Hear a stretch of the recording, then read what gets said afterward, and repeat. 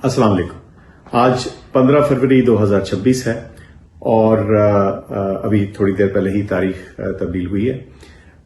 आज मैं और मेरे साथी डॉक्टर आसिम यूसुफ आपके सामने हाजिर हैं।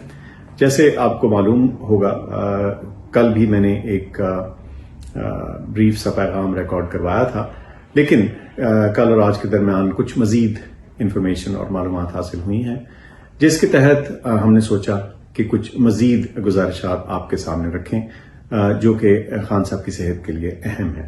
आसिफ, शुक्रिया। आई थिंक सबको पता है कि खान साहब की आंख में तकलीफ हुई भी है, सेंट्रल रेटिनल वेन ओक्लूजन, और हमने पहले भी स्ट्रेस किया है कि ये बहुत सीरियस बीमारी है आंख की और इसका बहुत जल्दी इलाज करवाना जरूरी है, इसकी कॉम्प्लिकेशंस प्रिवेंट करने के लिए और बीनाई बचाने के लिए। ये बहुत जरूरी है कि इसके स्पेशलिस्ट, रेटिना के जो स्पेशलिस्ट हैं, उनके पास खान साहब को ले जाया जाए और उनका इलाज किया जाए उनसे।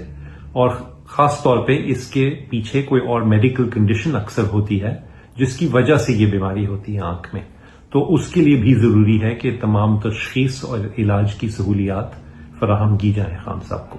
इसके लिए पहले भी आई थिंक डॉक्टर फैसल ने कल भी स्ट्रेस किया है कि ऐसा अस्पताल होना चाहिए जहां पे ना सिर्फ रेटिना के स्पेशलिस्ट हों पर बाकी भी सारे मेडिकल स्पेशलिस्ट एक ही जगह पे अवेलेबल हों।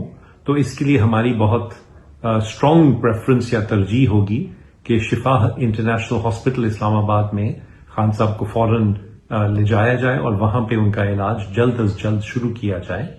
जो हम सुन रहे हैं उसके मुताबिक खान साहब को इस वक्त दोबारा इंजेक्शन लगवाने की भी जरूरत है आंख के अंदर, और मोस्ट प्रोबेबली लेजर से इलाज करने की भी जरूरत है ताकि आंख बेहतर हो सके और उनकी बीनाई बच सके।